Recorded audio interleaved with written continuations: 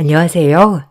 저는 경기도에 살고 있는 결혼 14년 차 주부입니다. 아무리 시대가 흐르고 변했다지만 인식의 변화와 흐름이 아쉬운 건 사실입니다. 저 역시도 마찬가지지만요. 지금부터 제 이야기를 해볼까 해요. 저는 어려서 집이 어려웠어요. 부모님께서 열심히 일하시지만 살림은 제자리, 그 말이 딱이었죠. 어려서부터 안 해본 아르바이트가 없었습니다. 그래서 남들 다 가는 대학도 포기하고 바로 은행에 취업을 하게 되었어요. 나쁘지 않았죠. 부모님께서는 그래도 없이 살았는데 나름 제가 잘 자라주었다고 생각하였어요. 저도 취업을 하여 돈을 벌게 되니 부모님이 얼마나 힘들게 우리를 키웠는지 알 것 같더라고요. 처음엔 대학을 가지 못했던 원망도 많았지만 점차 내가 직접 월급쟁이가 되어보니 부모님의 고단한 삶을 이해할 수 있어서 오히려 조금 더 철이 든 것 같아요. 그렇게 어른이 되어가고 있었죠. 그렇게 제가 주어진 삶에 대해 불평하지 않고 열심히 일하고 살고 있을 쯤 은행 선배가 저에게 소개팅을 주선하더라고요. 아직 결혼할 때는 아닌 것 같아 저는 거절했어요. 경제적으로도 아직 부모님은 제 결혼이 부담스러울 때였거든요. 그래서 애써 들어오는 소개팅들을 번번이 거절했죠. 미진아, 진짜 괜찮은 남자 하나 있는데 만나볼래? 얼마나 괜찮은지 몰라. 그냥 부담 없이 만나만 봐. 어때? 에이, 제가 아직 남자 만날 준비는 안 되어 있어요. 경제적으로도 그렇고 저 말고 다른 사람 소개해 주세요. 아, 대출팀에 선미 씨도 외롭다고 하던데. 선미 씨 어때요? 전 아직 여유가 없어요. 선배가 좋은 마음으로 소개해 주신 건데 죄송해요. 사실 퇴근하고 집에 가는 길에 네가 지나가더라고. 근데 네가 너무 마음에 든다고 하지 뭐야. 한번 만나봐. 어때? 네가 경제적으로 부담 가질 것도 없어. 뭐 돈에 팍팍한 사람 아니니까 너한테 스트레스 줄 일도 없을 거고. 진짜 괜찮은 친구라서 그래. 네? 저를요? 어머, 그래도 아직 조금 부담스럽긴 한데 아직 결혼 준비도 하나도 안 되어 있고 조금 고민해 볼게요, 선배. 그래, 잘 생각해봐. 진짜 내 친구라서가 아니라 정말 인간성 하나는 최고라니까. 다른 여자가 채가기 전에 얼른 말해줘야 해. 혹시라도 결혼에 대한 부담으로 인해 만나기 힘들어질 수 있다는 생각에 거절하였죠. 하지만 선배는 끈질기게 저를 설득했어요. 그 남자분도 제가 경제적으로 부담을 많이 느껴야 한다는 걸 알고 있다고 했고요. 선배의 끈질긴 부탁에 한번 만나나 볼까라고 생각했죠. 그렇게 소개팅을 승낙했어요. 제 인생에서 첫 소개팅이었죠. 얼마나 괜찮은 남자길래 선배가 그렇게 말을 했는지 궁금은 하더라고요. 그리고 선배가 소개해준 남자를 만났습니다. 그 남자가 지금의 현 남편이죠. 남편은 첫 만남부터 훈훈한 인상에 굉장히 온화한 미소를 가지고 있었어요. 남을 생각하는 배려, 처음 보자마자 그의 인상에 반해버렸죠. 저도 모르게 그에게 스며들었습니다. 처음에 선배한테 소개를 안 받겠다고 하는 것이 민망할 정도로 제가 더 마음에 들어버렸죠. 놀랄 만큼 저희는 가까워졌어요. 제가 엄청 끈질기게 소개해달라고 했었는데 드디어 성공했네요. 미진 씨만 괜찮다면 앞으로도 만나고 싶어요. 감사합니다. 저를 좋게 봐주셔서. 저도 결혼에 부담만 없다면 승철 씨 만나는 거 좋아요. 다정하시고 매너 있으시니까요. 이렇게 말하면 좀 너무 성급한 것 같지만 정말 저희 집에 몸만 오셔도 됩니다. 그 정도로 제가 다 준비되어 있으니까요. 네? 아, 그래도 어떻게 그러나요? 말이라도 그렇게 좋게 해주셔서 감사해요. 전 그래도 일도 오래 해야 하고 또 걸리는 게 많아요. 남편은 그런 저를 이해해 주었고 저희 가난 아픔까지도 본인의 가난처럼 여겼어요. 저를 안쓰럽게 생각하는 사람이었죠. 그렇게 저희는 서로에게 스며들었고 만남을 갖기 시작했죠. 만나다 보니 역시나 남편은 정말 좋은 사람이었어요. 하지만 집안이 저희 집과 많이 차이가 났기 때문에 제가 조금 부담이 되는 건 사실이었어요. 오랜 만남 끝에 남편은 저에게 프로포즈를 하였고 저희 집이 많이 기운다는 느낌에 2번의 거절 끝에 결혼을 승낙했습니다. 그렇게 행복할 줄만 알았던 제 인생이 시집살이의 시작이 되었죠. 시부모님은 저를 격렬히 반대했어요. 본인들과 비슷한 집안의 여자를 며느리로 맡고 싶어 했으니까요. 이해는 합니다. 공들여 키운 아들, 마음에 드는 며느리를 맡고 싶을 테니까요. 하지만 그런 시부모님의 뜻을 남편이 꺾어버렸죠. 정말 마음에 들지 않지만 우리 승철이가 죽고 못 산다니 허락하는 거다. 알겠니? 내가 무슨 마음으로 허락하는지만 알아둬. 네, 감사합니다. 어머님 마음에 제가 들진 않겠지만 앞으로 최선을 다할게요. 지켜봐 주세요. 승철 씨한테도 잘할게요. 우리 집에 동서 같은 사람이 들어올 줄 몰랐어 정말. 뭐 대단한 재벌집은 아니지만 그래도 명망 있는 집이거든 우리가. 네, 형님이랑도 잘 지내보고 싶어요. 아무래도 승철 씨가 형제가 딱 둘이다 보니 친하게 지내면 좋을 것 같아서요. 내가 동서랑? 아무리 형제라도 급이 맞아야 잘 지내겠지? 그런 부분은 생각해봤고?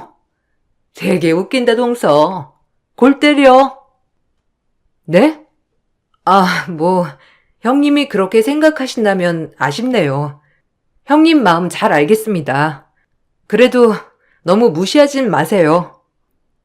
남편의 집안은 아버님이 큰 유통회사를 하고 있었고 아주버님은 고등학교 역사 선생님이었어요. 형님 또한 초등학교 교사였고요. 고졸 출신 은행 공채 직원이 마음에 들 리가 없었죠. 남편도 아버님 사업을 이어서 같이 하고 있었기 때문에 경제적으론 여유로웠어요. 저희는 집도 가난하고 저도 대학교를 나오지 않았기 때문에 시댁에선 저를 좋아하지 않았던 거고요. 저도 마음을 단단히 먹고 시집을 간 거기 때문에 괜찮았지만 어쩔 수 없이 시댁에 갈 때마다 위축되는 건 어쩔 수 없었죠. 하지만 남편이 잘해주어서 행복했어요. 그렇게 저희는 결혼을 했습니다. 친정 부모님은 없는 형편이었지만 그래도 저희 살림에 보탬이 되라고 쌈짓돈을 챙겨 주었죠. 얼마 안 되는 돈인데 그동안 해준 것도 없고 이렇게 본인이 다 준비해서 시집 가는데 아빠가 해줄 게 이것밖에 없다. 에이, 아빠 무슨 이런 거 안 해줘도 돼. 엄마 아빠도 어려우면서 이런 돈은 날 왜 줘? 얼른 넣어둬, 응? 받아 미진아. 엄마 아빠가 그동안 정말 해준 게 없어서 그래. 우리 딸 혼자 잘 자라서 취직도 하고 결혼도 하고 기특하다. 그리고 이건 조상님이 물려주신 건데 꼭 가지고 있어라. 나중에 이게 가치가 있을지도 모르니까 알겠지?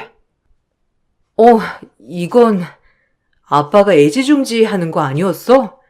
나 자식이라고 물려주는 거야? 아빠가 애지중지한 만큼 나도 잘 보관할게요. 모든 부모님이 그렇듯 없는 돈에도 조금이라도 해주고 싶어하는 맘이었죠. 그리고 부모님이 쌈짓돈과 챙겨주신 거는 한 몸으로 쓰여있는 종이었어요. 언제적 거였는진 모르겠지만 예전부터 집에 가품처럼 모셔왔다고 하더라고요. 막상 아빠가 아끼는 종이를 제가 받게 되니 마음이 이상했어요. 정말 시집을 가는구나라는 마음이 들었죠. 그렇게 눈물 콧물 짜며 시집을 갔습니다. 다행히 저희는 바로 분가를 했기 때문에 시댁에서 받는 스트레스는 매일 오진 않았어요.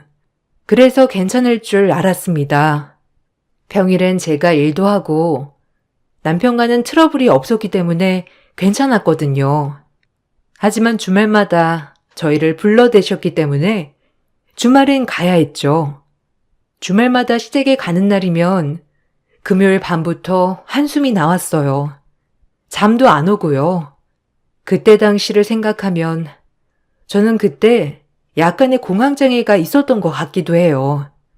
시댁 현관 앞에만 가면 한숨부터 나오고 숨이 잘 안 쉬어졌거든요. 제가 들어서면 형님은 저를 보자마자 지적부터 했어요. 머리 스타일, 옷, 살이 빠졌네, 쪘네부터 외모적인 지적은 물론이고 역시나 끝은 배움으로 무시했죠. 처음엔 매번 당하기만 하다가 이대로는 제정신이 너무 힘들 것 같아 반격을 하기 시작하였어요. 하지만 형님의 귀는 소기에 경에 끼었죠. 어머, 동서. 오늘은 패션 콘셉트가 뭐야? 아, 나 진짜 그런 옷 고를래도 못 고르겠다. 어쩜 이리 센스가 없는지. 센스가 없는 사람은 마네킹에 그대로 걸린 옷 사면 되는데 이게 못 보고 자라서 그런 건가? 옷차림 좀 신경 써. 우리 집안이 어디 보통 집안이야? 네 형님 말이 맞다. 원 시댁에 오는 꼴이 그게 뭐니? 나중에 어른들도 만나고 해야 할 텐데 신경 좀 써라. 네 형님 있는 옷 스타일 좀 배워. 아, 이거 승졸 씨가 사준 거예요, 어머니 형님. 앞으로는 제가 골라볼게요. 그래도 옷 못 입는다는 소린 안 들어봤거든요. 서방님이 사준 거라고? 아휴, 서방님도 참. 아니, 머리는 또 왜 그래? 머리 스타일도 약간 옛날 스타일 같아, 동서는. 아, 제 머리가요? 은행에선 저보고 머리 너무 예쁘다고 하던데. 형님 스타일 맞추기 되게 힘드네요. 서원이가 나중에 데리고 올 형님 며느리감은 피곤하겠어요. 머리부터 발끝까지 그렇게 본인 스타일을 강요하시니 안 그래요? 뭐라고? 동서 지금 나한테 말대꾸 하는 거야? 웃긴다 진짜. 서원이 얘기가 왜 나와 거기서? 그리고 우리 서원이가 동서 같은 사람을 데리고 오겠어? 동서 착각하나 본데? 진짜 동서는 우리 집이랑 급이 안 맞는 거 알잖아. 그러니까 적당히 까불어, 어? 그만들 해라. 작은 애 너는 네 형님한테 말본세가 그게 뭐냐? 그래서 폰대 없다고 하는 거야, 알겠어? 이제 그만해라. 지적질을 유도하는 형님이 얄미워서 저렇게 애둘러 말도 해봤지만 형님의 지적질은 끝나지 않았죠. 맹수가 먹이를 찾듯이 형님에겐 저는 먹잇감 그 이상이었으니까요. 남을 깎아내리면서 본인을 추켜 세우는 형님을 어머님은 얼마나 예뻐하셨는지. 제가 조금이라도 형님에게 말대꾸를 하는 날엔 시어머니의 호통 때문에 살 수가 없었죠. 괜한 집에 분란을 일으키는 것 같아 참았어요. 남편도 체면이 있었기 때문에 제가 너무 큰 소리를 내면 남편이 곤란해질 것 같았거든요. 그렇게 시댁은 저에게 늘 어려웠어요. 그래도 미진이가 아침밥도 잘 챙겨주고 얼마나 잘하는데. 내가 요새 살이 쪘다니까. 형은 살 좀 쪄야 하는 거 아니야? 그놈의 역사 공부가 뭐라고. 이제 선생님이면 그냥 마음 편하게 애들 가르치고 편하게 살아요. 너무 스트레스 받는 거 아니야? 그러니까요. 서방님이 말 좀 해주세요. 매일 방에 틀어박혀서 뭔 그렇게 공부를 하는지. 저랑은 얼굴 볼 시간도 없다니까요. 에이, 내가 뭘. 네가 역사에 대해 아냐? 우리나라 선조들이 얼마나 대단한 사람들이었는데 알면 알수록 대단하다고. 아휴, 그래도 그렇지. 나랑 얼굴 볼 시간은 돼야지, 안 그래? 맨날 밥만 먹고 공부만 하니까 살이 빠지는 거야. 그래요. 이제 좀 쉬엄쉬엄 해. 원래도 말랐는데 얼굴이 반쪽이 됐다. 하여간 나랑 완전히 다르다니깐. 난 이과 체질. 남편의 형은 고등학교 역사 선생님이었지만 원래는 역사학자가 꿈이라고 했죠. 그래서 아버님이 키워온 회사를 형에게 물려주고 싶어 했지만 아주버님은 완강히 거부를 했다고 했어요. 그래서 덕분에 저희 남편이 이어받게 된 거죠. 시부모님은 많이 아쉬워하셨지만 그래도 저희 남편이 있었기 때문에 장남에 대한 기대는 많이 내려놓으셨고요. 평소에 말도 없고 늘 나긋나긋한 분이었기에 시댁에서 제가 제일 좋다고 생각했던 분이었죠. 그런 아주버님이 표독스러운 형님을 만났다고 생각하니 신기할 따름이었어요. 그래도 둘째 얘가 우리 승철이 밥이나 굶기지 않을까 걱정했는데 잘 챙겨주나 보지? 그거 하나는 마음에 든다, 딱 하나. 승철 씨가 잘 먹어주니까 요리할 맛이 나더라고요. 그래도 어머님 마음에 든다고 하니까 저도 기분이 너무 좋네요. 얼마나 잘해주는데. 내가 오죽하면 엄마 살이 쪘겠어? 결혼하니까 밥도 맛있고 간식도 많이 챙겨주고 좋아. 하지만 형님은 어머님이 제 칭찬하는 꼴도 못 보셨죠. 그래서 이해질세라 저를 내려깎기 시작하였죠. 초등학교 교사가 맞는지 자질이 늘 의심스러웠어요. 가방끈이 길면 뭐하나. 저런 사람이 초등학생들의 인성을 가르친다고 하니 소름이 돋았죠. 어머, 동서. 너무 미련하게 먹이는 거 아니야? 그것도 좀 절제해야지, 안 그래? 아무리 내세울 게 없어도 그렇지. 네? 제가 설마 남편 배 터지게 미련하게 먹이겠어요? 형님은 생각을 하셔도 꼭 적당히 먹이는 거죠. 음식 솜씨가 좋아서 남편이 잘 먹는 거고요. 하긴 잘해 먹여야 되긴 하겠다. 그거 아니면 뭐 동서가 딱히 밀어붙일 게 없잖아. 안 그래? 기분 나빠하지 마. 원래 살림 잘하는 사람들이 있대. 동서처럼 약간 우악스러운 사람이 살림을 잘하는 것 같긴 해. 동서가 손맛이 있지. 네? 우악이요? 형님은 참 같은 말을 해도 꼭 기분 나쁘게 하시더라. 형님도 이제 요리 좀 배우세요. 서은이도 잘 먹어야죠. 뭐야? 내 요리 실력이 어디가 어때서 그래?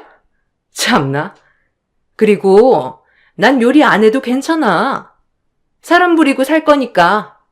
동서는 뭘 알아야 부리겠지만. 그만들 해라. 너희는 어쩜 만나기만 하면 한마디도 안 지니? 둘째는 형님 말에 또박또박 말대꾸 좀 그만해라. 보기 안 좋아. 그렇게 저는 형님의 무시 속에 지내온 나날이었죠. 시부모님도 저를 그렇게 눈에 차게 생각하진 않았지만 형님이 제일 심하게 저를 갈구었어요. 시간이 지나고 아이를 가졌습니다. 아이를 가지자 시부모님도 저를 마음에 안 들어하는 마음이 조금은 수그러들었고요. 별탈 없이 10개월 후 예쁜 딸아이를 낳았어요. 확실히 부모가 되니 저희 부모님의 마음을 많이 알겠더라고요. 해주고 싶은 마음은 굴뚝 같은데 금전적으로 따라주지 않을 때 오는 좌절감이 더 클 것 같은 마음이 더 많이 들었거든요. 얼마나 속상하셨을까, 얼마나 더 해주고 싶었을까, 이런 마음이 들자 부모님께도 너무 죄송했죠. 하지만 형님은 저희 딸아이를 보고도 역시 지적을 했어요. 저뿐만 아니라 딸아이에게도 지적을 하니 그때는 정말 못 참겠더라고요. 어머, 동서 애 낳은 거 축하해. 좀 시간도 빠르지. 남의 임신이랑 출산은 빠르다니까. 근데 조카 코가 딱 자기 코다. 서방님 코 닮았으면 어떡했을 텐데. 하필 동서 코를 닮을 게 뭐야? 안 그래? 나중에 코 수술은 꼭 시켜줘야 되겠어. 네? 지금 저희 아기 얼굴 평가하는 거예요? 아직 신생아니까 그렇죠. 그리고 코가 뭐가 어때서 그래요? 제가 서은이 눈이 왜 이렇게 쭉 찢어졌어? 라고 하면 좋으세요? 죄송한데 저희 아이 얼굴 평가하지 말아주세요. 정말 기분 나쁘네요, 형님. 아니, 동서 웃긴다. 뭘 그렇게 발끈해? 농담 좀 할 수도 있지. 이게 꼭 사람이 어렵게 자랄수록 피해의식이 있다니까. 내가 무서워서 무슨 말이라도 하겠어? 아유, 정말. 이래서 없이 산 것들이랑은 겸상을 하면 안 돼. 뭐만 하면 빽빽 아주 시끄러워. 아, 진짜 보자 하니까 완전 어이가 없어서 지금의 막 낳은 저한테 아기가 어떻냐는 둥 말하는 형님은 괜찮고요. 그게 배운 사람의 자세인가요? 원래도 엄청 무례하다고 느꼈는데 어떻게 애들을 가르친다는 건지 저도 이해가 안 가요. 그렇게 높은 고성이 저와 형님에게 오가자 남편이 중재에 나섰죠. 그리고 그제야 저희의 말다툼은 잦아들었습니다. 하지만 제 분은 풀리지 않았어요. 원래도 늘 저를 무시하던 형님이었지만 제 딸아이마저 무시하는 느낌이 들자 더더욱 제가 흥분을 했죠. 남편이 저를 계속 다독여 주어 간신히 화를 억누를 수 있었어요. 그 정도로 형님은 저를 정말 무시했었죠. 내가 미안해. 형수 원래 남 무시하기가 득기잖아. 그냥 우리 예린이 보고 툭 던진 말일 텐데 자기가 참아. 내가 어떻게 참아? 나한테 그러는 건 참아도 우리 예린이 가지고 그러는 거 못 참아. 한두 번 참는 것도 아니야. 알지. 그래도 지금 몸조리 잘해야 하니까 너무 스트레스 받지 말고 한 귀로 듣고 한 귀로 흘려. 자기 건강 다칠까봐 걱정돼. 그렇게 남편의 위로 속에 마음을 진정해 갔죠. 하지만 그날 묵은 앙금이 컸던 탓인지 형님과는 전보다도 더 좋지 않은 감정이 생겼어요. 형님은 저를 본인과 급이 다른 사람으로 무시했고 저는 그런 형님의 모습을 견딜 수 없었고요. 반복이 되자 만나기만 하면 으르렁대는 사이가 되었죠. 이렇게 5년 정도가 흘렀어요. 딸아이의 나이가 5살이 되었을 무렵 설날에 일어난 일이 제 인생을 송두리째 바꿔놓았죠. 이제 딸아이는 서랍을 열고 닫고 하는 재미에 푹 빠져 있는 나이였죠. 그날도 어김없이 명절을 치르러 시댁에 가려고 하는데 딸아이는 안방 서랍을 열고 닫고 하는 재미에 빠져 있었어요. 예린아, 이제 할머니네 가야지. 어서 나와. 거기서 뭐해? 얼른 겉옷 입자. 가서 할머니네서 세배도 하고 예린이가 잘 부르는 노래도 불러드리자. 방에서 나온 딸은 뭔가를 주머니에 쏙 넣었죠. 별 대수롭지 않게 여기고 딸아이와 남편과 같이 시댁에 방문했어요. 저와 어머님, 형님은 한참 음식을 준비하고 있었죠. 한참 음식을 준비하고 있는데 형님이 장강에 들어가서 나오더니 저에게 노발대발 화를 내는 게 아니겠어요? 어머님, 저희 집에서 보낸 300만 원짜리 송로버섯이 없어졌거든요? 아니 분명 아침까지만 해도 장강에 있었는데 없어요. 에그머니나. 아니, 그게 어디 갔다니? 그 귀한 송로버섯을 사돈이 보내주신 건데, 얼른 찾아야지. 잘 찾아본 거야? 제가 몇 번이고 뒤져도 없어요. 아, 아까 분명 동서 올 때까지만 해도 있었는데 이상하단 말이야. 이게 없어질 일이 없잖아요.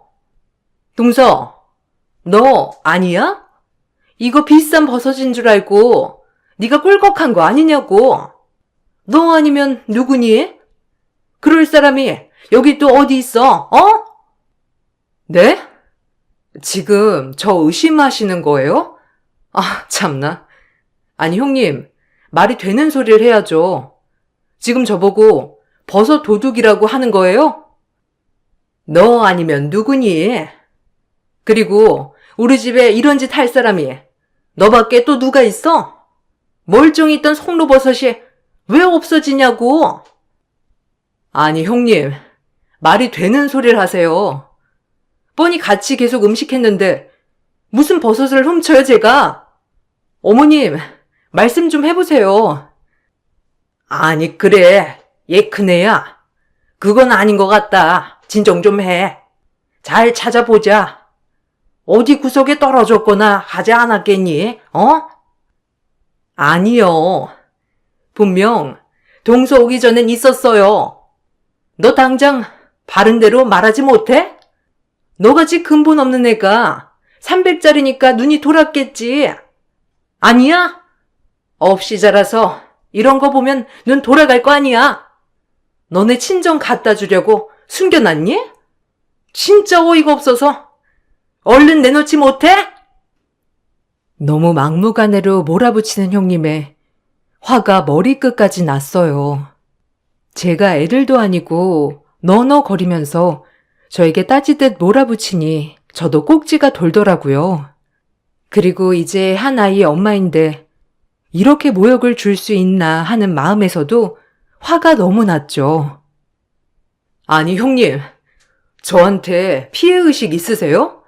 예전부터 저를 그렇게 못 잡아먹어서 안달이었는데 하다하다 도둑이라뇨. 뻔뻔하기는. 네 년이잖아. 네가 우리 집에서 선물해준 300만 원짜리 송로버섯 훔쳐간 도둑이잖아. 너 아니면 누구야? 형님은 제 입에서 피해의식이라는 말이 떨어지자마자 눈이 뒤집어지더라고요. 그러더니 모든 전들을 저에게 집어던지고 미친 사람처럼 저에게 달려들었죠. 세상 태어나서 이렇게 무식하게 저한테 달려드는 사람은 처음이었어요.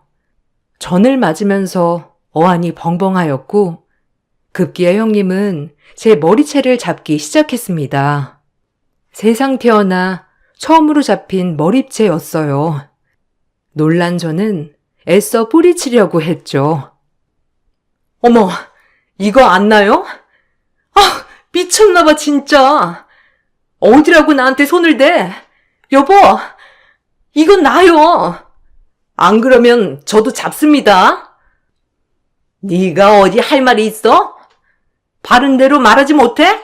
이 도둑아. 송로버섯 어디 있냐고. 그게 얼마짜린데 얼른 안 내놔? 제가 소리를 고래고래 지르자 그제야 남편이 들어와 형님을 뜯어 말렸습니다. 그리고 남편도 매우 화가 난 눈치였죠. 아니, 뭐 하는 짓이에요? 형수님 이렇게 몰상식한 분이었어요? 아, 참나. 기가 막혀서 말이 안 나오네. 그리고 도둑이라뇨? 지금 예린이 엄마 보고 도둑이라고 한 겁니까? 당장 사과하세요. 그깟 300만 원짜리 송로버섯을 훔칠 사람으로 보여요? 아, 진짜 너무 충격적이네요. 그럼 누구란 말이에요? 이 집에서 근본 없는 사람은 동서 하나뿐인데 이런 짓 할 사람이 어디 있냐고요? 서방님이 말 좀 해보세요. 끝까지 근본 타령을 하는 것을 보고 어이가 없었죠. 진짜 미친 사람인 줄 알았어요.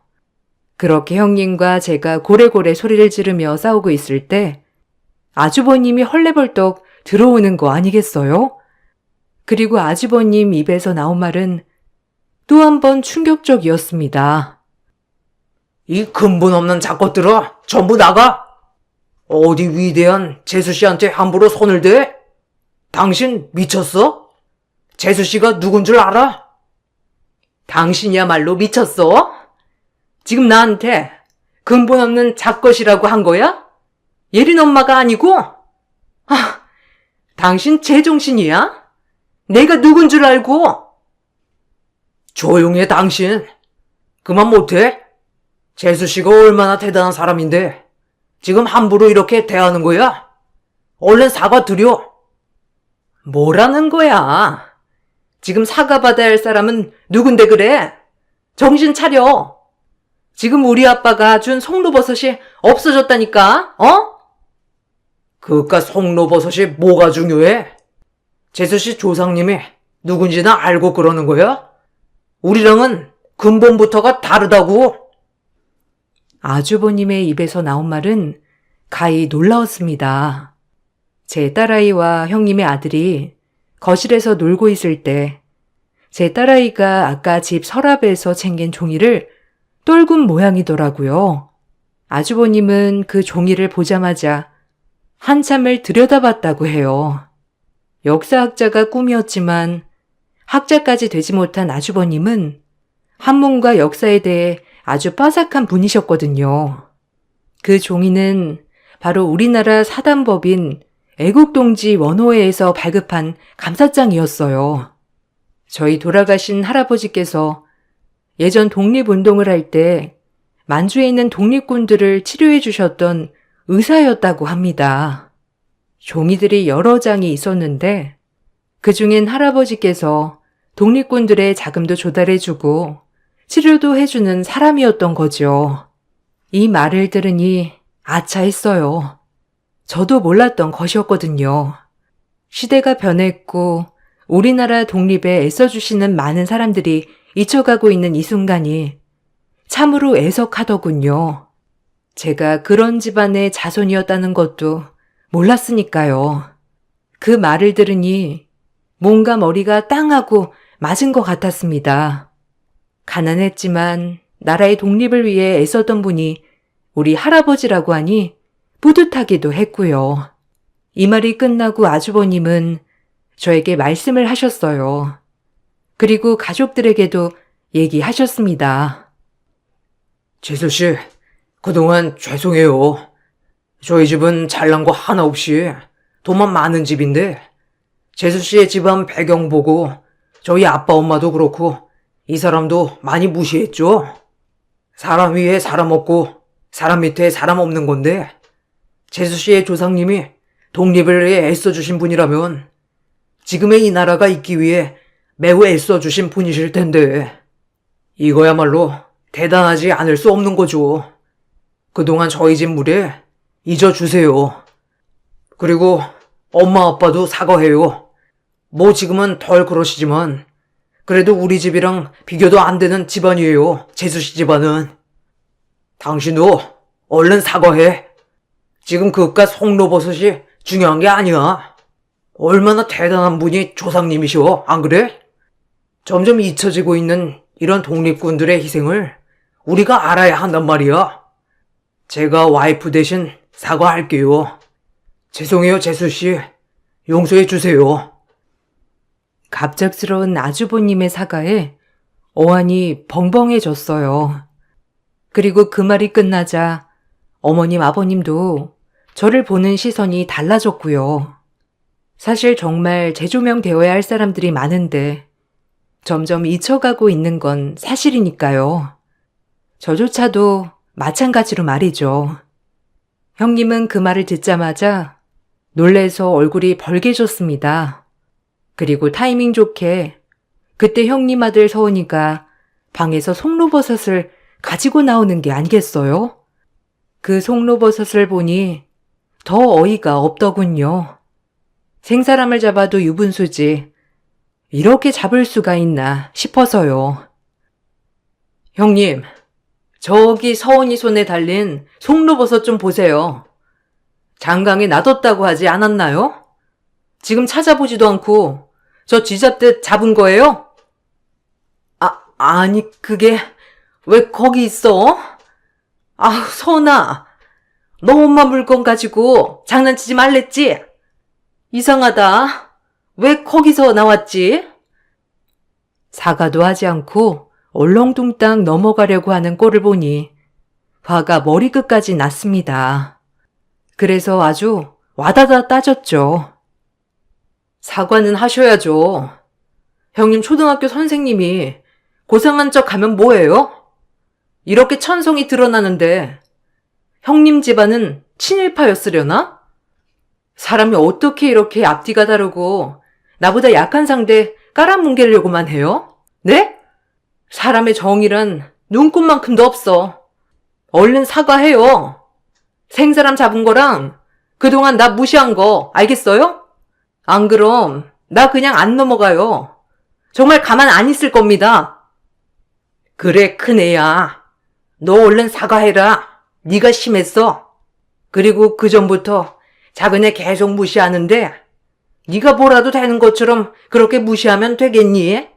그것도 사과해 당장. 명절에 기분 좋은 날 이게 뭐니? 그깟 송로버섯 하나로 아주 사람을 잡고 있어.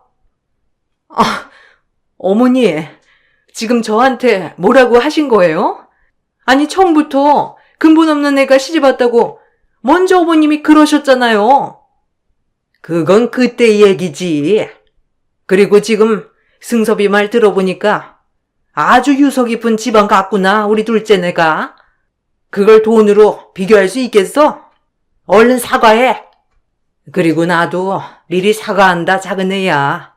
그때는 그냥 내가 왜 그랬는지 참 용서해 주렴. 네, 어머니, 괜찮아요. 근데 형님한텐 꼭 진정성 있는 사과를 받고 싶네요. 한두 번도 아니고 저를 그렇게 철저히 무시했는데 뭐 하고 있어? 둘째가 사과 받자고 하잖아. 얼른 사과해. 너 안 그러면 이 집에 다신 발 못 붙일 줄 알아? 애가 천박하게 머리채나 잡고 말이야. 아유, 끔찍해. 어디서 저런 애가 굴러왔는지 내가 점점 보면 볼수록 무섭다니까. 아유, 징그러. 형님은 어머님의 말이 끝나기가 무섭게 눈물을 흘리고 뛰쳐나가셨습니다. 아무래도 어머님의 태도에 적잖이 충격받으신 모양이었어요. 얼마나 꼴 좋던지 못된 것 같지만 웃음이 막 나더라고요. 그리고 아무리 돈이 없어도 저희 집이 그런 독립군의 집안이라고 하니까 자부심도 막 생기고 딸아이가 크면 꼭 얘기해줘야겠다는 생각도 들었고요. 그렇게 일이 일어나고 며칠 뒤 아주버님이 얼마나 뭐라고 하셨는지 형님에게 전화로 그동안 미안했다고 한마디 사과 문자가 오더군요. 얼굴 보고 진정한 사과를 받아냈어야 했는데 형님 자존심에 이 문자 하기까지 얼마나 이불킥을 했을까 생각하니 그마저도 웃음이 나더라고요. 그로부터 거의 9년 정도의 시간이 지났고 저희는 아직 대면대면하게 지냅니다. 전보다 더 편해진 건 저를 더 이상 건들지도 않고요. 오히려 어려워하는 느낌이더라고요. 형님도 어머님한테 호되게 혼난 전적도 있어서 시댁에 와서는 말도 엄청 가려하고요. 아주버님은 아직까지 저를 볼 때마다 대단하신 집안의 재수씨라고 한답니다. 아주버님 덕분에 오히려 어머님도 그렇고 아버님도 더 저를 깍듯이 대해주시는 것 같아요. 오히려 너무 감사하죠. 제가 아주버님에게는. 시간이 많이 흘렀고 그때보다도 지금 역사가 점점 잊혀진다고 하지만 아직까지 극장이나 TV에서 독립운동하는 사람들이 나오면 마음이 찡하고 아려와요. 아무래도 저희 선조가 그렇게 살아왔다고 생각하니 대단하다고 느껴지거든요. 저도 저희 조상님 얼굴에 먹칠하지 않게 정직하고 정의롭게 살아야겠다고 결심했고요. 연초에 설날을 세면서 저희 에피소드가 생각이 나서 글을 한번 올려봅니다. 그리고 이렇게 살게 해주셔서 감사하다고도 꼭 우리 독립군, 국가유공자, 독립운동하신 모든 분들에게 감사하다고 전해드리고 싶어요. 늘 행복한 일 가득하시고 제 글 읽어주셔서 감사합니다. 안녕하세요. 저는 최근에 돈이 전부가 아니라는 것을 확실하게 알게 된 30대 후반 여자입니다. 진정한 가족이 무엇인지 확실하게 느꼈고 상상도 못한 경험을 하게 되었네요. 제가 30대 중반에 남편을 만나 결혼을 좀 늦게 한 편인데요. 정신없이 살다 보니 어느덧 홍기를 놓치게 되었고 결혼은 생각조차 하지 않던 찰나에 지금의 남편을 만나게 되었습니다. 정말 다행이었던 건 그래도 시부모님께서 좋으신 분이라 무난한 결혼을 할 수 있었어요. 그런데 결혼 생활하면서 좀 이상한 점을 발견했어요. 시댁 식구들이 형님의 말 한마디에 상당히 쩔쩔매더라고요. 그래서 남편한테 물어보니까 54억이나 되는 재산을 상속받게 됐다는 사실을 알게 되었죠. 그래서 보기 부담스러울 정도로 형님을 신경 쓰는 게 저는 별로 좋아 보이지는 않더라고요.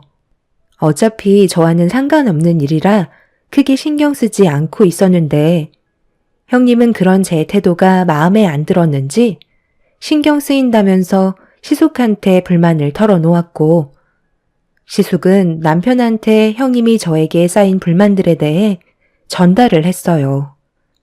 제가 마음에 들지 않는다면 직접적으로 와서 얘기하면 되는 건데 건너서 얘기하는 건 문제가 있다 생각했었죠. 정말 어이없었던 건 시댁 식구들은 굽신거리는데 저는 그렇게 하지 않고 있다는 거에 불만을 갖고 있었네요. 형님, 저랑 얘기 좀 해요. 제가 왜 다른 식구들과 똑같이 행동을 하길 원하시는 거죠? 저는 형님한테 어떤 것도 원하지 않는데요. 나는 동서의 태도가 너무 마음에 안 들어. 아직 한 식구가 된 지 얼마 되지 않아서 잘 모르는 것 같은데. 나 곧 있으면 54억 상속받게 될 사람이야. 왜 시댁 식구들이 나한테 잘하려는지 알아? 내가 지고 있는 게 많고 시부모님께서 가지고 계신 빚까지 전부 갚아드리기로 했거든. 그러니 나한테 잘할 수밖에 없는 건데 동서는 나한테 원하는 게 없나 봐? 그럼 저도 형님한테 잘 보이면 콩고물 정도는 떨어진다는 거예요? 그러니까 형님이 54억이라는 큰 돈을 상속받게 됐으니 저도 형님 눈에 잘 보여서 조금이라도 받아먹기 위해 노력하라는 거잖아요. 그런데 저는 형님이 생각했던 거와 다른 모습을 보이니까 그게 불만이었던 거네요. 제가 그래서 형님 비위를 살살 맞춰야 된다는 거죠? 그럼 저도 원하는 걸 얻을 수 있다는 건가요? 사람은 누구나 돈을 좋아하잖아. 동서한테도 기회를 주겠다는 건데 뭐가 잘못됐어? 눈치껏 상황 파악을 하라는 거야. 글쎄요. 저는 누구한테 굽신거리며 사는 성격도 아니고 부모님이 저를 그렇게 살라고 가르친 적도 없어서요. 그리고 제가 마음에 들지 않는 것들이 있으면 직접 오셔서 얘기하세요. 아주버님께 전달해서 아주버님은 저희 남편에게 전달하는 건 너무 비효율적이지 않나요? 저는 이 집 식구로 들어온 거지 형님 비위 맞추려 들어온 게 아니라고요.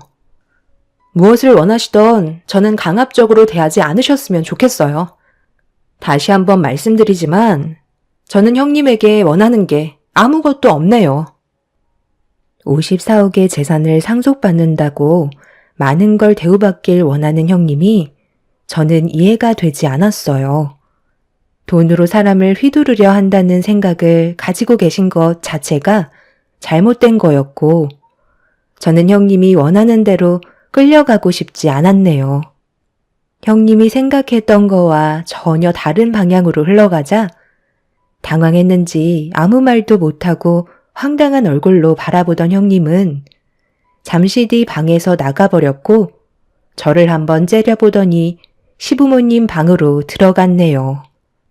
그리고 잠시 뒤 형님이 방문을 열고 나옴과 동시에 시모는 저를 부르셨고 형님은 팔짱을 낀 채 너는 이제 큰일 났다는 식의 표정을 하며 저를 노려보고 있었습니다.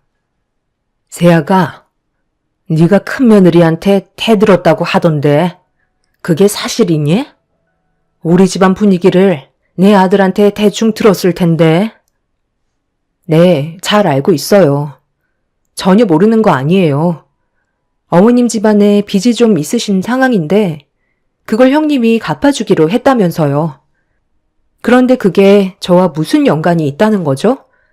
저는 형님한테 대들지 않았고 당연한 제 권리를 얘기했던 것 뿐이에요.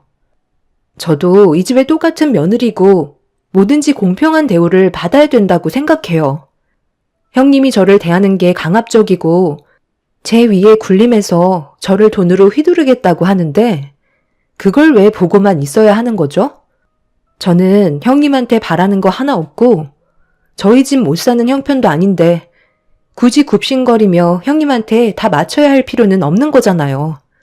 제 말이 틀렸나요? 네가 하는 말이 틀린 건 아니지만 그렇다고 집안 분위기를 안 좋게 몰아갈 필요는 없잖아. 부당한 대우를 받는다고 생각할지 모르지만 일단 새아가가 우리 집안의 며느리로 들어온 이상 좀 이해해주고 큰애 기분을 어느 정도는 맞춰주면 좋잖니. 나는 집안이 시끄러워지는 걸 보고 싶지 않다. 그리고 서로 얼굴 붉히면서 살 필요는 없잖아. 네가 우리 집안의 막내고 마음도 훨씬 넓은 것 같으니까 그냥 조용히 넘어가자. 그럼 아무 일도 일어나지 않고 집안의 평화가 찾아올 거다. 큰애가 무리한 요구를 하지는 않으니 너도 힘들어도 큰애 앞에선 비위 좀 맞춰주면 안 되겠니? 시모는 집안이 시끄러워지는 걸 원치 않는다면서 조용히 넘어가길 원하셨어요. 시모가 저를 앉혀놓고 화를 내실 줄 알았는데 오히려 침착하게 말씀하시면서 형님에게 받았던 상처를 풀어주셨습니다.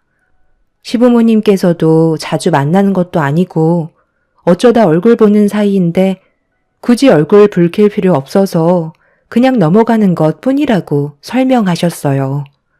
거기에다가 빚까지 갚아주겠다고 했으니 좀 더 조심스러워질 수밖에 없었죠. 시부모님께서 저에게 부탁을 하시는데 제가 굳이 삐딱하게 나갈 필요도 없었고 어떤 상황인지 대충 파악이 되다 보니 저 또한 시댁에 있을 때만큼은 최대한 조용히 지내다 돌아가는 게 좋을 것 같다고 결정하게 되었습니다. 시부모님께서 가정의 평화를 원하시는데 그 정도는 할 수 있을 것 같았어요. 그렇게 시부모님과 대화를 끝낸 뒤 방으로 나오자 형님이 거실에 앉아 있었는지 방에서 나온 저보고 가까이 오라며 손짓을 했어요. 형님은 저를 보면서 앞으로 조심하는 게 좋을 거라며 제 성격도 보통이 아니라면서 자기 심기를 건드렸다고 불편한 표정으로 저를 바라보길래 마음 같아선 한마디 하고 싶었지만 시부모님과 좀 전에 나눴던 대화가 떠올라 아무 말 없이 참고 있었죠. 그런 저를 빤히 쳐다보던 형님은 앞으로 조심하라며 자리에서 먼저 일어나 방으로 들어갔어요. 저도 모르게 주먹이 불끈 쥐어졌지만 더 이상 시끄러워지는 건 저도 원치 않았어요.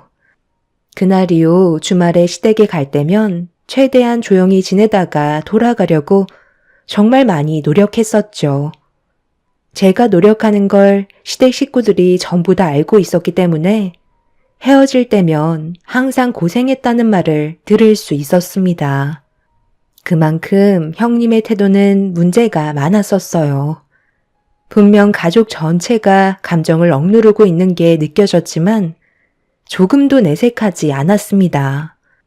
그만큼 가족 간의 불화를 원하지 않는다는 걸 확실하게 알 수 있었고 제가 먼저 가족의 평화를 깨고 싶지 않았습니다. 이런 상황을 부모님께도 얘기해봤는데 시부모님께서 가만히 계시면 제가 먼저 나설 필요는 없다며 분위기를 지켜보는 게 좋을 것 같다는 말씀을 해주셨네요. 남편도 스트레스를 많이 받고 있지만 입 한 번 다물면 평화라고 최대한 조심하려는 것 같았어요. 하지만 시간이 가면 갈수록 형님의 문제 있는 태도는 하늘을 찌를 정도로 점점 심각해지는 모습을 보여주고 있었죠. 동서, 내가 분명 지난주 수요일 잠깐 우리 집에 들르라고 했었는데 왜 내 전화 안 받았어? 지금 날 무시하는 거야? 형님을 무시하는 게 아니라 제가 일이 워낙 바빠서 형님 댁에 가지 못할 것 같다고 말씀드렸었잖아요. 동서가 내 전화 안 받아서 얼마나 힘들었는지 알아? 이삿짐 정리하는데 아주 혼났다고. 이번에 안 왔으니까 다음에 내가 부를 땐 꼭 와줬으면 좋겠어. 조만간 집들이 할 거거든. 그때 내가 아는 지인 싹 다 부를 건데 와서 음식 좀 해줘. 형님 집들이 하는데 제가 왜 가서 음식을 해야 돼요? 그리고 저도 하루가 모자랄 정도로 바쁜 사람이에요. 그래서 못 오겠다는 거야? 동서, 정말 이런 식으로 할 거야? 요즘 내가 말하는 거 전부 다 토를 달고 있네? 한번 해보자는 거지? 그게 아니라요. 저도 해야 될 일들이 있는데 형님이 무리한 요구를 하시잖아요. 제 입장도 생각을 해 주셔야죠. 어머님, 보셨죠? 제가 뭐라고 그랬어요? 요즘 제가 하는 말 한마디 한마디마다 토를 단다니까요. 형수, 정말 너무한 거 아니에요? 이 사람도 할 일이 있는데 왜 이렇게 무리한 요구를 하는 거예요? 다들 그만 조용히 해라. 차라리 내가 가서 도와줄 테니까 이제 그만들 하고 밥이나 먹어라. 밥상 앞에서 지금 뭐 하는 짓이야? 거길 어머님이 뭐하러 가셔서 고생을 하세요. 형님 부모님 계시잖아요. 도와달라고 하시면 되는 거 아니에요? 제 말이 끝남과 동시에 분위기는 순식간에 안 좋아졌어요. 형님은 제 말 한마디에 아무 말도 하지 않고 자리에서 일어나 방으로 들어가 버렸습니다. 남편은 저와 결혼하기 전에 형님의 부모님께서 사고로 세상을 떠나셨다며 함께 동승하고 계셨던 할아버지만 겨우 숨이 붙어 있으시다며 한숨을 내쉬었습니다.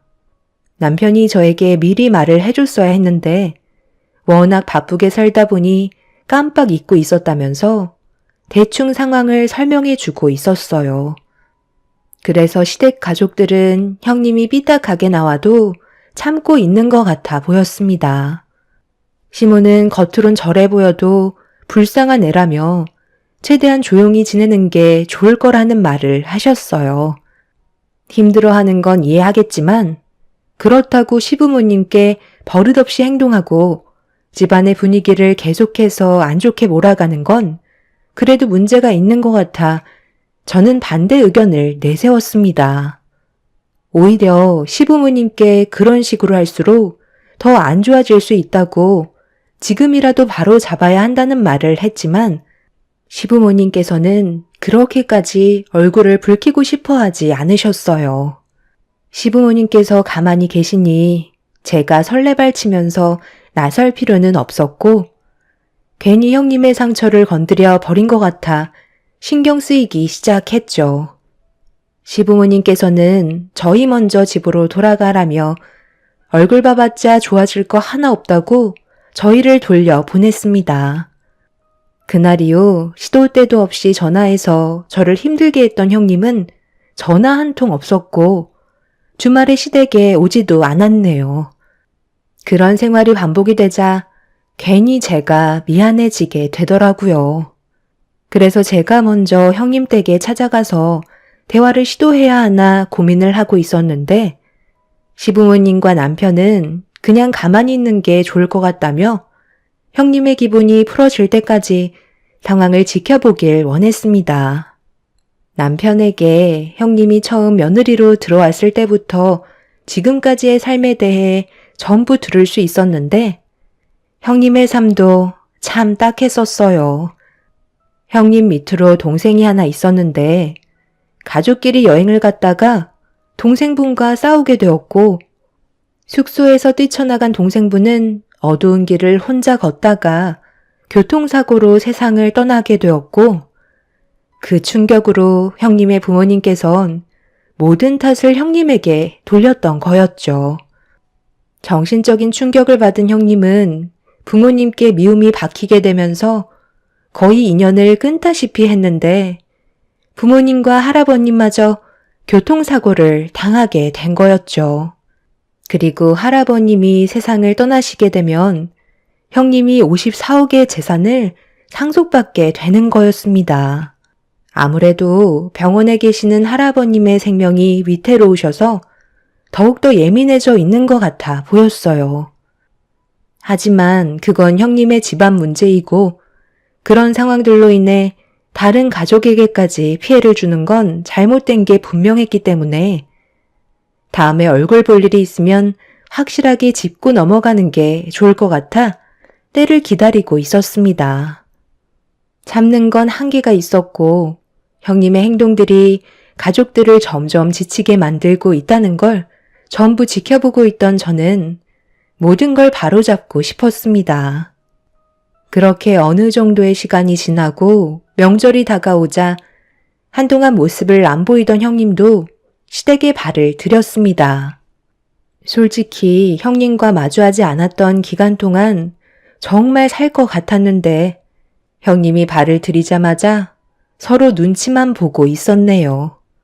그런데 어딘가 모르게 분위기가 좀 달라 보이는 게 불길한 예감이 들었고 제 예감은 틀리지 않았는지 잠자리에 들려고 준비를 하던 도중에 침묵을 지키던 형님의 한마디에 저는 표정 관리가 되지 않을 정도로 기분이 좋지 않았어요. 어머님, 동서한테는 저기 이불장 제일 밑바닥에 깔려있는 여름용 혼이불 주시면 될 것 같은데요? 그 맨 위에 이불은 저 주셔야죠. 이불장 제일 밑바닥에 깔려있는 이불은 위에 있는 이불들이 손상되지 않게 깔아놓은 거라 많이 해져 있고 작은 방은 바람이 새어 들어와서 두꺼운 이불을 넣어줘야 되거든. 첫째 너는 그래도 우리 집에 오면 내가 항상 하나밖에 없는 거위털 이불 내어주잖니. 작은 며느리는 거위털은 아니더라도 두꺼운 이불은 덮고 자야지. 이건 내가 알아서 할 테니까 어서 들어가 자라. 동서가 뭘 잘했다고 몸따시게 두꺼운 이불을 덮어야 하는 거죠? 저번에 저한테 보인 행동 잊으셨어요? 형님, 그건 제가 몰라서 그런 말을 했던 건데 그건 정말 죄송하게 생각하고 있어요. 다른 날도 아니고 오늘 명절인데 기분 좋게 보내면 안 될까요? 저도 형님이랑 좋은 관계로 지내고 싶다고요. 제가 많이 부족했어요. 그러니 이제 그만하세요. 뭘 그만해? 나는 아직 시작도 안 했는데. 어머님, 앞으로 장롱 밑에 깔려있던 이불은 동서 전용으로 주세요.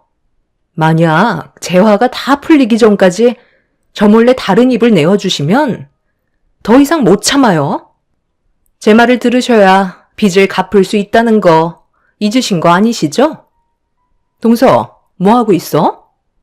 내가 말한 대로 장롱 밑에 깔려있는 이불 가지고 가라니까? 내 말 안 들리는 거야? 엄마, 형수가 이렇게까지 막 나가는 걸 언제까지 지켜봐야 하는 거야? 차라리 그냥 잠은 집에 가서 잘게요. 그러든지 말든지. 그건 동서랑 서방님이 결정할 문제니까 알아서 하시고. 어머님, 저 방에 들어가 있을 테니까 따뜻한 수건 좀 내와주세요.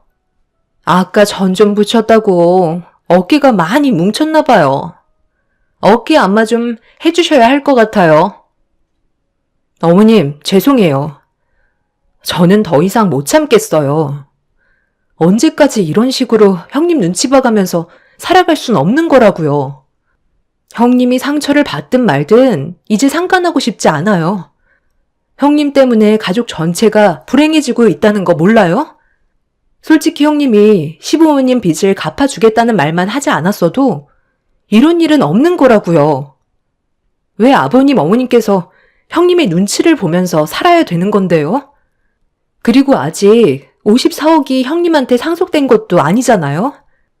할아버님께서 세상을 떠나셔야 형님한테 54억이 상속되는 건데 벌써부터 이런 식으로 행동하는 거 정말 너무 유치하고 약한 부분을 이용해서 막대하는 거 정말 잘못된 거예요. 저는 솔직히 아주버님이 형님과 이혼하셨으면 좋겠어요. 할아버님 세상 떠나시면 형님한테 가족이란 지금 여기 모여있는 우리들밖에 없는 거라고요. 그럴수록 서로 도와가며 관계를 좋게 이어가야 하는데 이런 식으로 계속해서 모난 행동을 보일 바엔 차라리 인연 끊고 얼굴 안 보며 사는 게 훨씬 속 편하겠어요. 그리고 저는 장롱 밑에 있던 호입을 쓰지 않을 거고요. 이 집에서 나가지도 않을 거예요. 솔직히 거위털 이불도 아버님, 어머님 덮으시는 건데 형님한테 양보한 거잖아요. 그런데 그런 걸 감사하게 생각하기는커녕 어머님한테 안마를 해달라고요? 전 부치는 거 젓가락으로 깨짝깨짝거리면서 입으로 들어간 게 훨씬 많았잖아요. 고생은 어머님이랑 제가 다 했는데 어떻게 그런 말을 할 수가 있어요? 형님이 어머님 어깨를 주물러 드려야 하는 게 맞는 거 아닌가요? 제 말이 틀렸어요? 방 안에 펼쳐진 거위털 잎을 다시 어머님 방으로 돌려놓을 거예요. 제가 이 집의 며느리로 들어온 이상 더 이상 두고 볼 수 없을 것 같네요. 저는 그동안 쌓였던 게 많았는지 결국 참아왔던 감정을 터뜨리게 되었고 형님은 제가 쉬지 않고 쏟아내는 말에 당황해하고 있었습니다. 너무 흥분을 해서 그런지 온몸이 떨려왔지만 형님 방으로 들어가 거위털 이불을 들어 시부모님 방으로 가지고 들어가려 하자 그런 저를 보고 있던 형님이 거위털 이불을 빼앗으면서 어딜 가져가냐고 거위털 이불을 뺏기지 않으려 강하게 당기기 시작했어요. 저와 형님이 서로 옥신각신하자 가족들 전체가 저와 형님을 떼어놓으려 했지만 서로 거위털 이불을 절대 뺏기지 않겠다며 안간힘을 쓰는 순간 이불은 순식간에 둘로 찢겨버렸고 이불 속에 있던 많은 거위털들이 공중으로 퍼져버렸습니다. 시모는 찢긴 이불을 보며 경악을 했고 형님과 저는 비명을 지르면서 분노하신 시모를 바라보며 뒷걸음질 치고 말았습니다. 시모는 정말 아끼는 이불을 만신창이로 만들어놨다고 엄청난 화를 내셨네요. 정말 보자 하니까 잡는 것도 한계가 있는 거라고. 그래도 큰 며느리라고 최대한 대우해 주려고 내가 얼마나 노력했는지 알아? 나도 너처럼 예전에 비슷한 경험을 했기 때문에 부모를 잃은 슬픔이 얼마나 아픈지 알아서 네가 언젠가 다시 예전의 모습으로 돌아오길 바랬는데 이젠 아주 이 집안의 왕처럼 행동을 하려는 거야? 그래도 우리 집안의 큰 며느리라고 내가 정말 아끼는 거위털 잎을 내어줬으면 감사하게 생각할 것이지. 작은 며느리한테 해진 혼이불을 주라고 손윗사람으로서 부끄러운 행동을 보여? 그래, 내가 거기까지도 꼭 참았다. 명절이고 서로 오래간만에 얼굴 봐서 최대한 조용하게 넘어가고 싶었어. 그런데 정말 소중하게 생각하는 거위털 이불을 두 동강 내버려? 빚이야 어차피 천천히 갚아나가면 결국 다 갚기 마련이다. 내가 돈 때문에 지금까지 참아왔다고 생각하는 거니? 넌 오늘 내가 아주 끝장낼 줄 알아. 오냐 하니까 아주 가족 모두를 잡아먹으려 드네. 어딜 도망가? 당장 이리 안 와? 오늘 아주 끝장 볼 줄 알라고. 시모는 화가 머리끝까지 올라오셨는지 남편과 결혼 이후 처음으로 분노하시는 모습을 눈앞에서 보고 말았습니다. 언제나 침착함을 잃지 않으시려던 시모가 분노를 터뜨리시자 아무도 말릴 수가 없었어요. 당황해서 도망치려 했던 형님은 시모에게 뒷덜미를 잡히게 되었고 바닥에 흩어진 거위털들을 전부 주워서 형님의 입에 마구 쑤셔 넣으셨습니다. 그동안 시모 또한 스트레스가 쌓인 게 많으셨는지 제가 알던 분의 모습은 조금도 찾아볼 수가 없었어요. 형님은 시모 좀 말려달라며 눈물을 흘리면서 애원했고 저희는 겨우 시모와 형님을 분리시켜 놓을 수 있었습니다. 시모는 방으로 들어가시더니 바늘과 실을 가져오셨고 두동강 나버린 이불을 원상태로 복구해 놓으라면서 주저앉아 있는 형님 앞에 자리를 지키셨어요.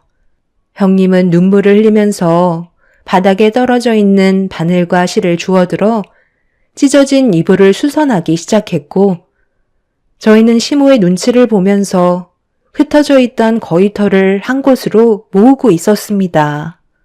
시모는 눈물을 흘리고 있던 형님의 모습을 묵묵히 바라보시더니 어느 정도 숨을 고르셨는지 다시 입을 여셨네요.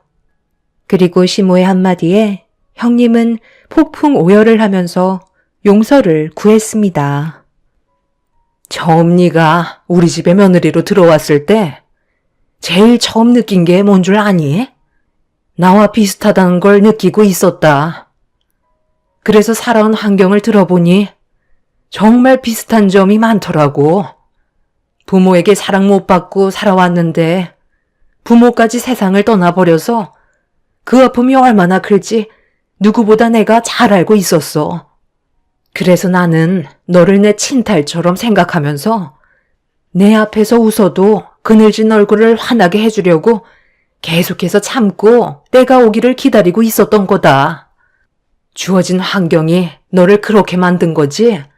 너는 누구보다 착한 애고 많은 사랑을 받고 있다는 걸 느끼면 분명 좋은 모습으로 발전될 수 있을 거라 생각했었다. 작은 며느리가 들어오기 전까진 그래도 조금씩 좋아지는 것 같더니만 새아가가 들어온 이후부터 질투를 느낀 건지 너는 애들보다 못한 모습을 계속 보여주었고 그 모습을 보고 있던 내가 너를 따로 불러서 몇 번이나 얘기했잖니? 모두가 함께 지낼 수 있는 가족의 울타리 안에서 불행을 만들지 말아달라고 몇 번이나 말했었는데 너는 내 앞에선 알겠다고 해놓고 작은 애한테는 그동안 네가 과거에 받았던 행동들을 똑같이 보여주고 있었잖아? 그게 바로 보복 심리라는 거야. 네가 자라오면서 당했던 만큼 약자에게 똑같이 행동하고 힘들어하는 모습을 보면서 보상받는 느낌을 즐기고 있던 거잖아. 저번에 작은 며느리가 너한테 말실수하고 나서 내가 너희 집에 따로 찾아간 적 있었지? 최대한 서로 좋게 지내자고. 그럴 마음이 있으면 명절날 얼굴 보자고 좋게 헤어졌는데 결국 너는 시애미 말을 무시하고 기회조차 잃어버렸다. 앞으로 너는 우리 집안 며느리가 아니니까 두 번 다시 내 앞에 나타나지 마라. 그네 네가 아무리 용서를 구해도 나는 절대 받아줄 생각 없고 우리 집에 발도 들이지 못하게 만들 거다. 네가 나를 이렇게 만든 건데 누굴 탓하겠니? 현실을 받아들이고 이불은 꼭 전부 수선해 놓고 가라. 찢어진 이불처럼 너와 나의 인연도 찢어진 거나 마찬가지야. 수선하면서 네가 뭘 잘못했는지 충분히 반성해라. 형님은 눈물을 흘리면서 찢어진 이불을 수선했고 시모는 가족 전부 방으로 들어가라며 거실에 형님 혼자 남겨두었어요. 남편과 저는 방 안에서 험악해진 분위기를 어떻게 해야 할지 몰라 눈치만 보고 있었는데 시부모님 방에서 시모가 오열을 하는 목소리가 저희 방에까지 들려오고 있었습니다.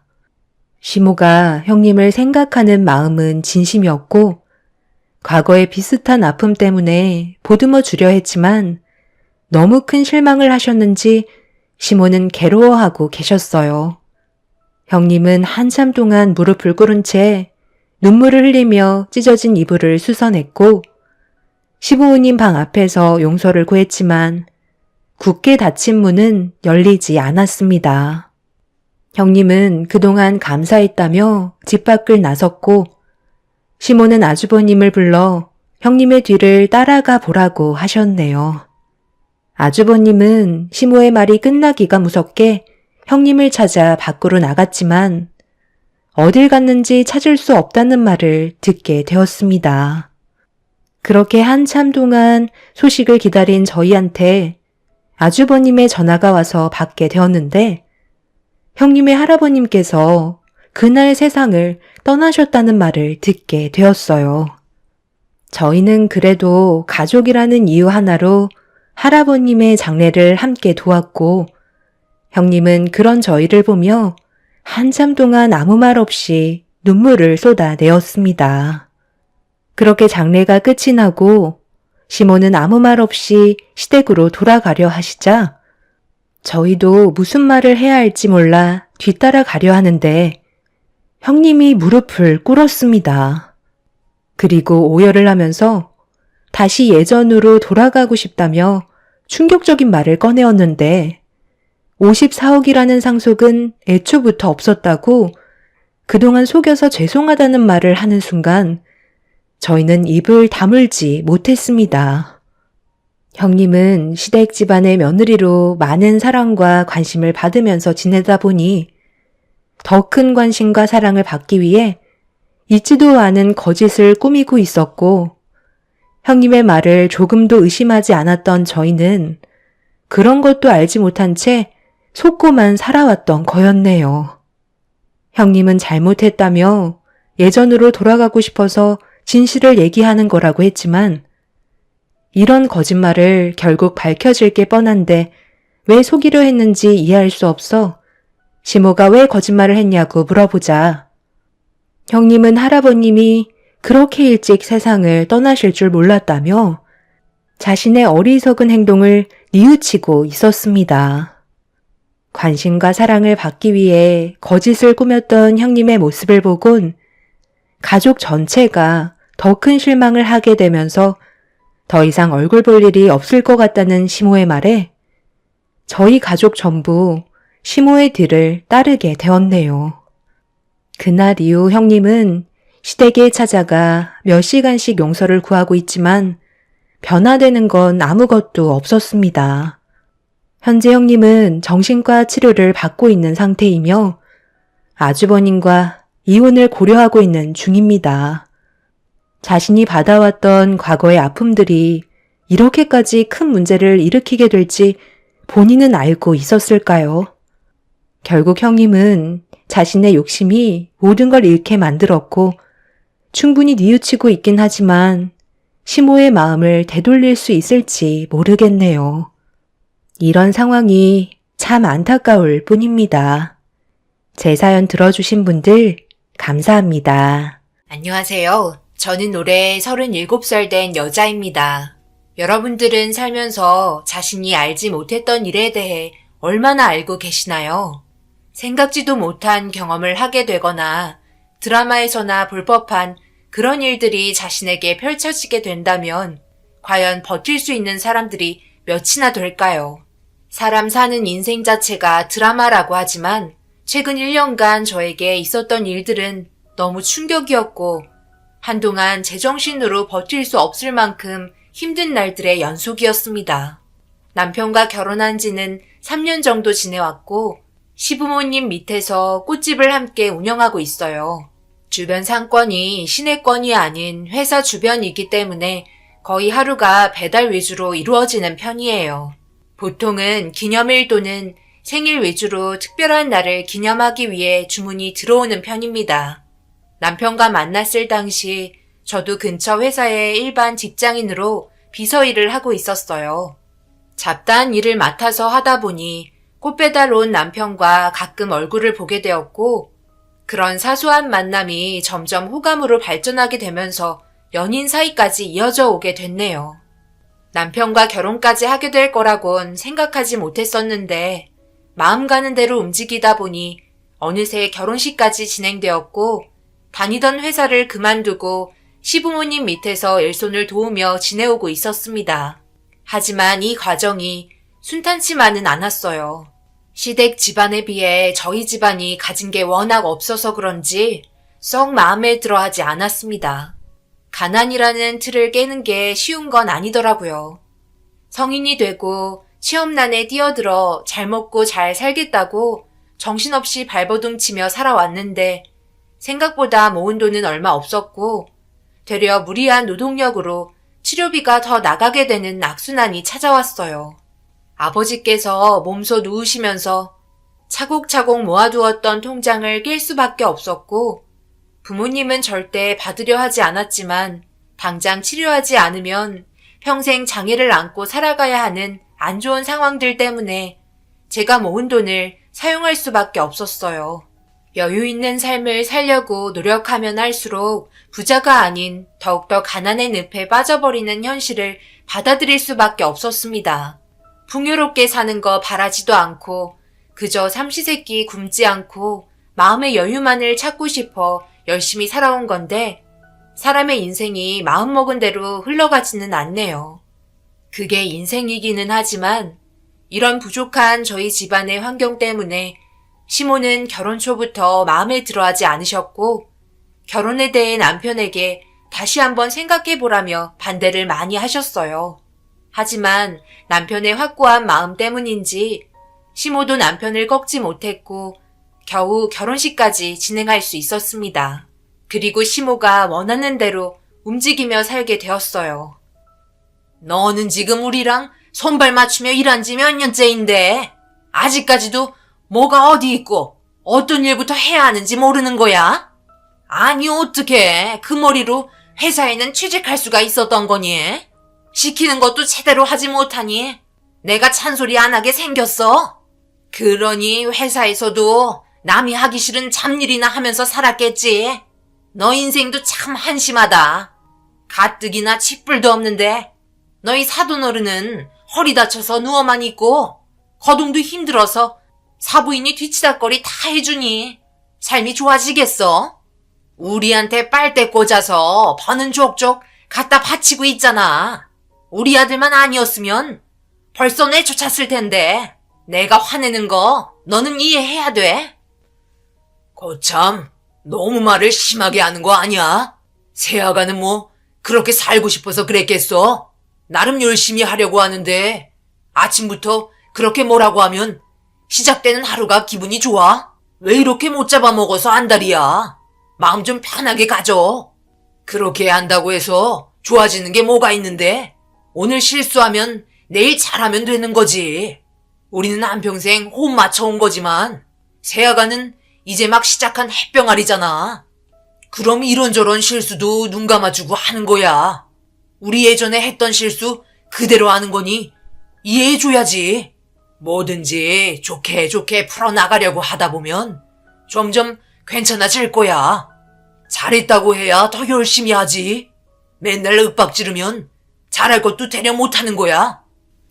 저는 아무 말 없이 시모의 말에 고개를 끄덕이며 다음에 잘하겠다고 상황을 모면하려 했는데 옆에서 듣고 계시던 시부가 불편하셨는지 시모에게 한 소리 하면서 불똥이 제가 아닌 시부에게 튀어버렸고 결국 부부싸움까지 번지게 되면서 되려 제가 이 집에 들어와 좋은 점이 하나도 없다며 난리를 치기 시작했어요. 다른 직원분들도 몇 분 계셔서 서로 조심해야 하는데 기분 따라 행동하는 시모가 저는 참 어려웠어요. 어떤 식으로 비율을 맞춰야 할지도 모르겠고 이렇게 살 바엔 차라리 이혼하는 게 좋을 것 같다 생각했어요. 혼자 살아올 때도 불행했는데 저와 마음 맞는 남자 만나 행복하게 가정을 꾸리고 남편 닮은 아이 낳아 소박하게 살고 싶었지만 결혼해서 하나도 제가 원하는 방향으로 흘러가지 않아 많은 고민을 하게 되었어요. 그리고 저는 시댁과 같이 살았기 때문에 시모의 간섭은 날이 갈수록 더 심해졌고 분가를 원했지만 쉽지 않았던 이유는 남편과 시부가 함께 새벽부터 매장을 오픈하고 하루 동안 해야 할 일들을 같이 회의하며 준비하기 때문에 분가를 해서 따로 나와 살면 불편한 부분들이 많아 시부모님도 그렇고 남편 또한 좀 더 생각해보자며 몇 번 미뤘었는데 결국 자연스럽게 더 이상 분가에 대해서 아무 말도 꺼내지 않아 흐지부지 넘어가게 되었습니다. 그렇게 살다 보니 몇 년이라는 시간이 흘러버리게 되었고 저 또한 포기할 수밖에 없더라고요. 상황이 여의치 않은데 저 혼자 막무가내로 나간다고 해서 좋아질 것도 없으니까요. 되려 시모에게 더욱더 안 좋게 박힐 것 같아 입 다물고 있었습니다. 일이 바쁠 때는 제가 직접 운전하고 남편이 화환을 배달할 때도 있어요. 어쩔 때는 장례식장에 조문 화환이 너무 많아 남편과 함께 쉬지 않고 내릴 때도 있습니다. 그만큼 하루의 일과가 정신없을 정도로 바빠서 저녁 늦게까지 일을 해야 되는 날이 대부분입니다. 그래서 친정집에 가끔 내려가는 것도 눈치가 보일 정도로 불편한 점들이 많았어요. 이렇게 단둘이 있을 때나 대화하지. 우리가 언제 시간이 있어? 나 다음 주 주말에 부모님 좀 뵙고 싶은데 다음 주 평일에 스케줄 보니까 크게 바쁜 거 없던데? 그때 잠시 다녀오면 안 돼? 인사드리러 간 지 너무 오래됐잖아. 그런가? 그렇게 오래됐다고? 몇 달 전에 잠깐 다녀왔잖아. 우리 일이 너무 바빠서 그런 거지. 4달 뒤면 명절인데 그때 다녀오면 안 돼? 당신 우리 어머니한테 뭐라고 그러게. 지금 시기에 다녀오는 건 좋지 않을 것 같은데. 4달 뒤 명절? 그 말이 지금 왜 나오는 거야? 내가 다음 주에 부모님 얼굴 보고 싶다는 건데. 그리고 내 남편이면 당연히 이런 문제 해결해줘야 하는 거 아니야? 당신까지 어머님 눈치 보면서 말도 못하면 나는 어떻게 결혼 생활하면서 살아가라는 거야. 하루하루 숨 막혀 죽겠다고. 내가 정신 나간 사람처럼 행동했으면 좋겠어? 숨 좀 쉬게 해줘. 알았어, 다녀와. 내가 어머니한테 말 잘해 놓을게. 그러니 열내지 말고. 나도 불편해 죽겠다고. 처음에는 듬직한 남편인 줄 알았는데 살다 보니 점점 바닥이 드러났고 시모 말 한마디면 대꾸도 하지 못하는 한심한 남편으로 전락해버렸어요. 그리고 아니나 다를까 남편과 대화한 그날 저녁 시모의 눈살이 찌푸러졌고 저를 향한 시선이 좋게 다가오지 않아 대충 눈치채며 조심히 시모 옆으로 다가가 말을 붙였습니다. 시모는 기다렸다는 듯 친정에 다녀오겠다는 제 말에 반기를 들었고 결국 저 또한 참아왔던 불만들을 털어놓게 되면서 걷잡을 수 없을 정도로 사태가 심각해졌어요. 잠깐 둘이 어디를 포내기라도 하면 꼭 긴 말이 나온다니까. 사돈댁에 가서 뭐하게? 그냥 얼굴 보고 싶어서 가는 거야? 지금 여기에 할 일이 얼마나 많은 줄 알아? 가뜩이나 일손 모자란데. 직원 1명 그만둔 거 알지? 주문 들어온 거 제작하는데도 시간 모자라 죽겠는데. 지금 너 입에서 사돈댁에 다녀온다는 말이 나오니? 왜 이렇게 개념 없는 행동을 자꾸 하는 건데? 어머님, 저도 좀 쉬고 싶어서 그래요. 그리고 겸사겸사 부모님 얼굴도 보고 싶고요. 아버지 몸 상태는 어떤지 확인도 하고 싶은데 왜 이렇게 저를 못 잡아먹어서 안달이세요? 제가 뭐 그렇게 잘못했나요? 결혼하고 지금까지 군말 없이 정말 열심히 시키는 건 다 하고 있잖아요. 하루 다녀온다고 해서 크게 달라지는 것도 없는데 그걸 가지고 개념 없다고 말하는 건 아닌 것 같아요. 지금 네가 이렇게 말대꾸 또박또박 하는 자체가 어른 공경하지 않고 개념 없는 행동이라는 거 모르는 거니? 내 아들이 몇 달 뒤에 명절이니까 그때 얼굴 봤으면 좋겠다고 얘기했었다며. 그런데 그게 싫다고 난리치면서 화냈다고 나한테 한숨 쉬며 말하는데 네가 얼마나 우리 집안을 얕잡아 보고 있었으면 그런 말들이 나와? 오늘 너 나랑 한번 해보자는 거야?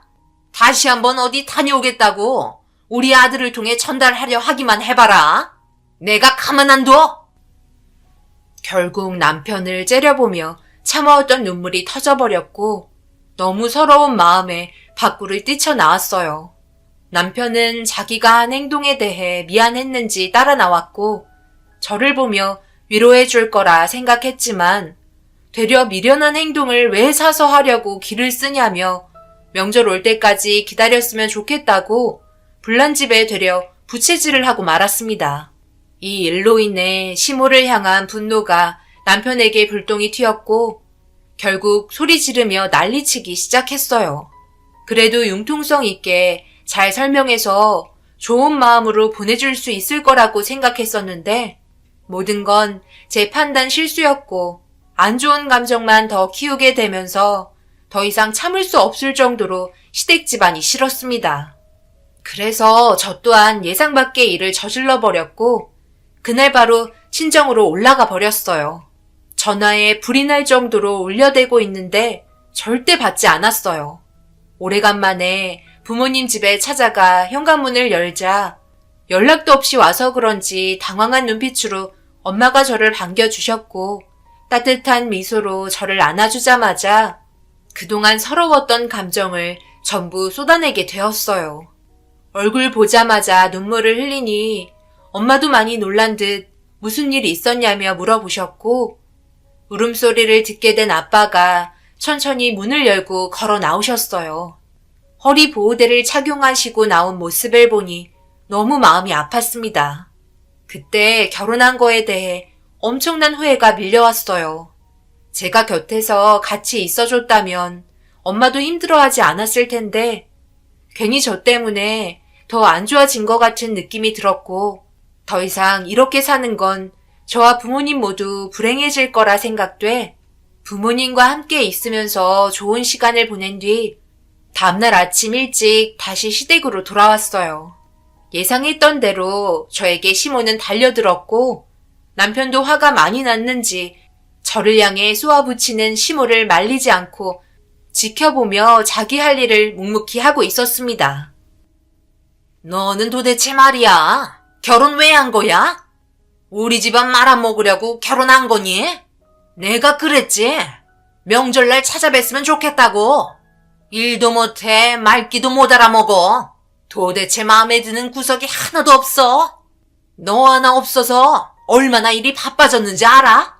직원 한 명 그만둬서 힘들어 죽겠는데 너까지 나가면 2명분을 내가 혼자 다 처리해야 되잖아.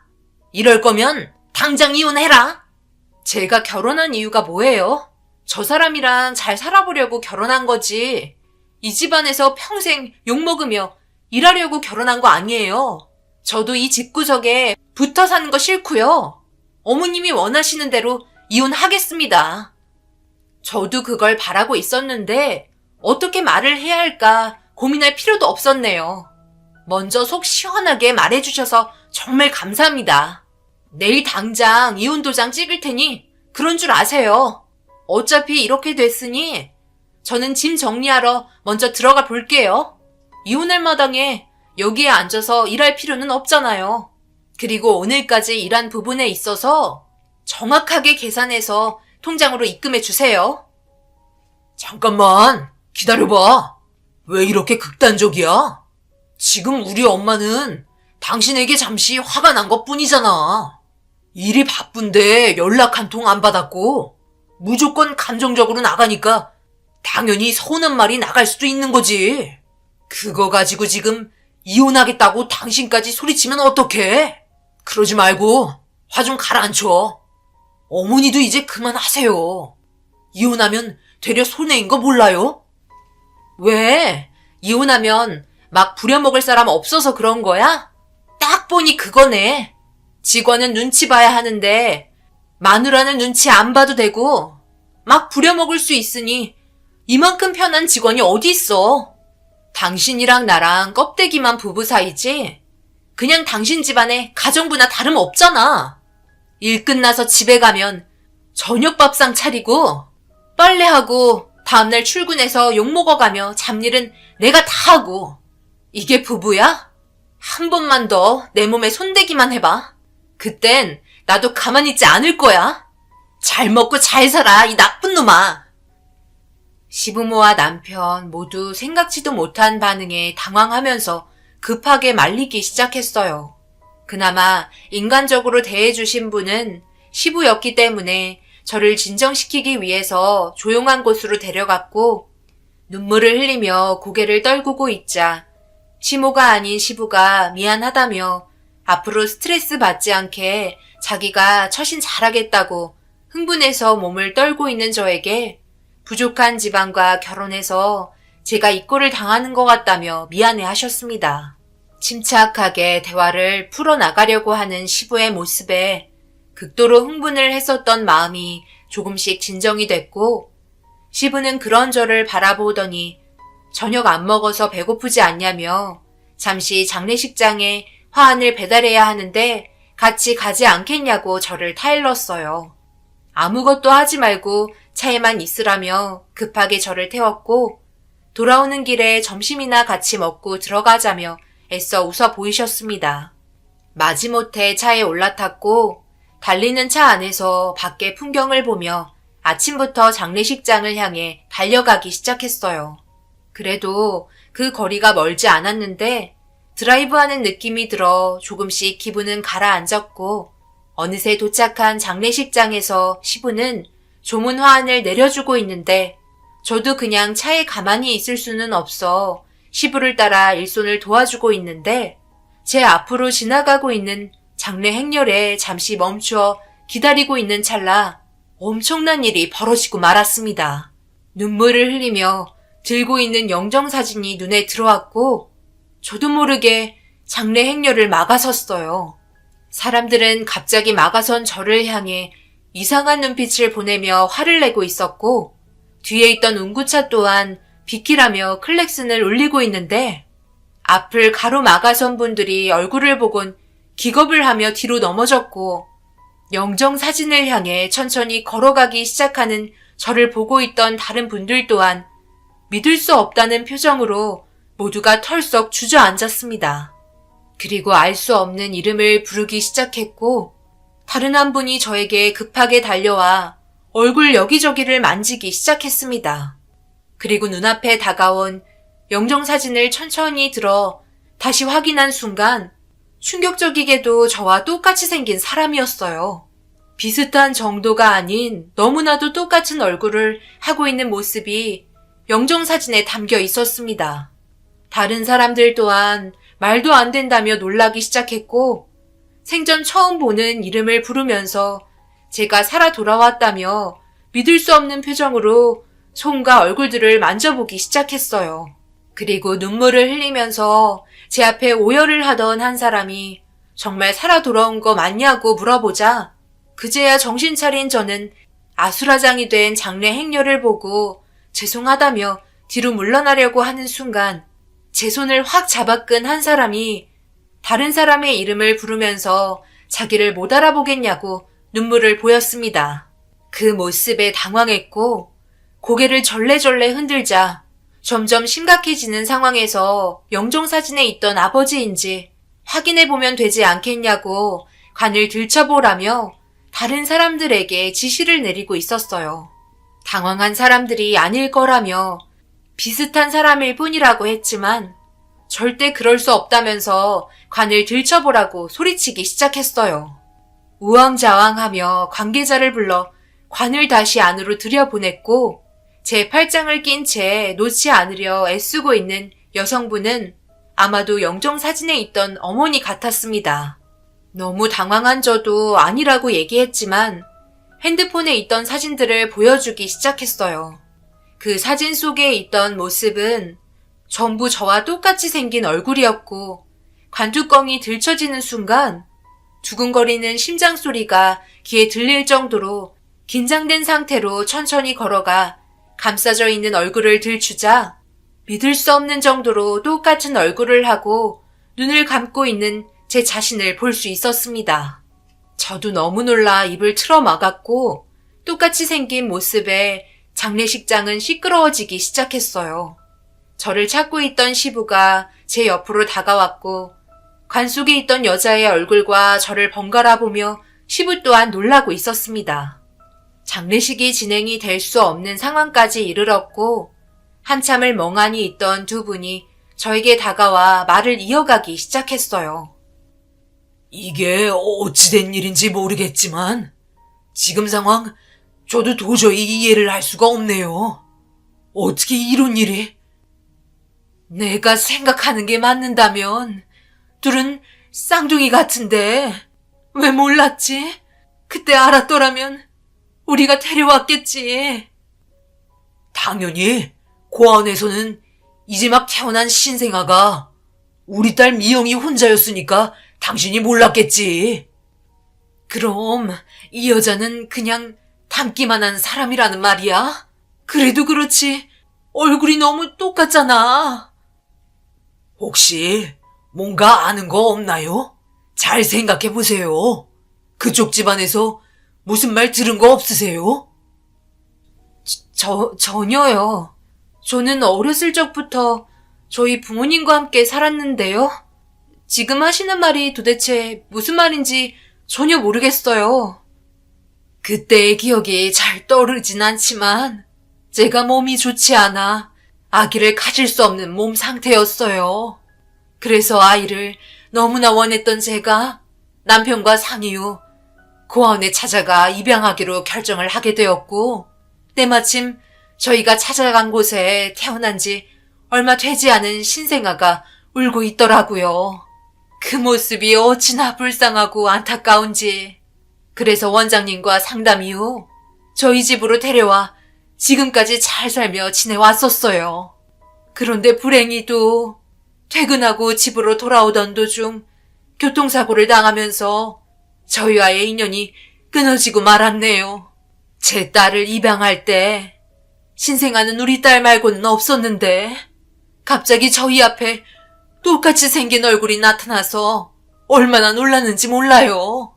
그래서 너무 믿을 수가 없어서 저희 남편도 관에 있던 저희 딸의 얼굴이 맞는지 의심스러웠었나 봐요. 그런데 지금 이렇게 현실을 알게 되니 어느 정도 마음이 추스러지긴 하지만 그쪽 부모님한테 들은 게 전혀 없나요? 지금까지 말을 하지 않았을 수도 있겠네요. 엄청난 말들을 듣게 되었고 저와 똑같이 생겼다며 제 손과 얼굴을 계속 만지고 있었어요. 그리고 보고 싶을 때 볼 수 있냐며 연락처를 물어보았고 얽혀있는 실타래를 풀어야 진실을 알 것 같아 장례식장에서 인사를 드린 뒤 옆에 있던 시부에게는 나중에 다시 얘기하자며 택시를 타고 집으로 향했고 현관문을 열어 급하게 물어보았어요. 제가 정말 친딸이냐고 물어보자마자 부모님의 얼굴은 정색이 되었고 엄마는 떨리는 목소리와 어색한 웃음으로 당연한 거 아니냐고 제가 한 물음에 답을 해줬어요. 당연하다는 목소리에서 느껴지는 떨림에 모든 걸 알 수 있었고 진실을 얘기해줬으면 좋겠다며 장례식장에서 사진 몇 장을 핸드폰으로 전달받았던 걸 보여주자 경악을 하며 바라보셨습니다. 저희 부모님도 말도 안 된다며 어떻게 똑같은 얼굴이 있을 수 있냐고 믿을 수 없는 표정을 보여주셨고 그제서야 어머니는 어렵게 입을 떼셨습니다. 그리고 듣게 된 사실들은 충격적이게도 37년 동안 제가 알지 못했던 진실이 밝혀지고 말았네요. 너희 아빠랑 내가 예전에 잠시 고아원에 들린 적이 있었지. 너도 잘 알다시피 엄마 몸이 좋지 않잖아. 그래서 아기를 가질 수 없다는 판정을 산부인과에서 듣게 되었고 고민 끝에 너희 아빠와 함께 고아원을 찾게 된 거야. 그런데 태어난 지 얼마 되지 않은 네가 엄마의 품에 안기지 못해서 그런지 슬퍼하는 목소리로 울고 있더라고. 그 모습이 너무 안타까워 데려오려고 결심을 하게 되었고 원장님과 상담 끝에 우리 집에서 함께 살게 되었단다. 그런데 그때 원장님이 그러셨어. 네가 고아원에 오기 일주일 전에 신생아 한 명이 왔었다고. 아무래도 너를 낳아준 친엄마가 어떤 일이 있었는지는 모르겠지만 둘은 키우기 힘드니 한 명을 고아원에 두고 온 것 같아. 그런데 너까지 키울 수 있는 상황이 아니었는지 일주일 뒤에 너도 고아원에 두고 간 것 같구나. 그때는 알지 못했어. 그냥 우리가 너를 데려오기 일주일 전에 신생아 한 명이 왔었는데 누군가 데려갔다는 말만 들었었지. 그게 너와 똑같이 생긴 쌍둥이였을 거라곤 전혀 알지 못했단다. 그리고 지금까지 너희 친모는 어디에서 무얼 하고 있는지, 살아있는지, 세상을 떠난 건지 알 수가 없다. 그리고 우리가 굳이 너한테 입양했다는 말을 꺼내서 상처 줄 이유가 없잖니. 37년 동안 단 한 번도 너를 내 딸이 아니라고 생각한 적 한 번도 없단다. 엄청난 사실을 알게 되었고, 같은 날 태어나 다른 시기에 저와 똑같이 생긴 쌍둥이는 엄마의 손에 고아원으로 버려졌던 거였고, 그걸 37년 만에 알 수 있었습니다. 긴 세월 동안 한 번도 만나지 못했었던 제 쌍둥이를 장례식장에서 보게 된 건 너무나 큰 충격으로 다가왔었네요.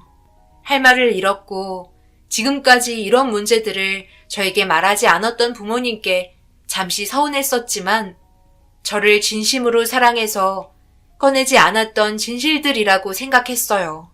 그리고 그날 저녁 그분들에게 전화가 왔고 저희 부모님 얼굴을 보고 싶다며 집 주소를 요청했습니다. 부모님께 설명을 하자 흔쾌히 응했고 쌍둥이였던 그 사람의 부모님이 저희 집으로 들어오셨어요. 주변을 두리번거리며 저와 부모님의 상태를 확인했고 제 딸이 세상을 떠나면서 이런 인연을 만들어준 것 같다며 밖에서 누군가 대기하고 있었는지 집으로 불러들였고 무언가를 귓속말로 지시를 내렸습니다. 한 뱃속에 나와 다른 부모를 만나 37년 만에 각자의 인생을 다르게 살아왔던 저희가 비록 살아서 만날 수는 없었지만 그래도 각자 부모는 잘 만난 것 같아 어느 정도 마음의 위안은 되었고 저희 부모님과 한참을 대화하다가 돌발적인 질문에 당황을 했고 부모님 또한 어쩔 줄 몰라 하며 돌발 질문에 쉽게 답을 꺼내지 못했습니다. 괜찮으시다면 저도 부모로 받아들여 주실 수 있나요? 제가 그동안 너무 힘들었었는데 이렇게 얼굴을 보게 되니 제 딸이 살아있는 것 같고 어느 정도 마음에 진정이 되고 있는 것 같아요. 그 전까지는 하늘이 무너질 정도로 살고 싶지 않았었거든요. 가끔 얼굴만 보여줘도 되니 저희와 관계를 유지해 줄 수 있으실까요? 이것 또한 인연인데 제발 부탁드릴게요. 이렇게 해야만 살아갈 수 있을 것 같아서 그래요. 그건 저희도 이해 못하는 거 아니에요. 얼마나 마음이 아프시겠어요. 한평생 함께했던 딸이 세상을 떠났으니 그 마음 충분히 이해합니다. 제 딸 또한 모든 걸 이해해 줄 거예요. 우리 딸 어떻게 생각하니? 가끔이라도 얼굴 보여드릴 거니? 두 분의 진지한 대화 속에 저 또한 거절할 수 없었어요.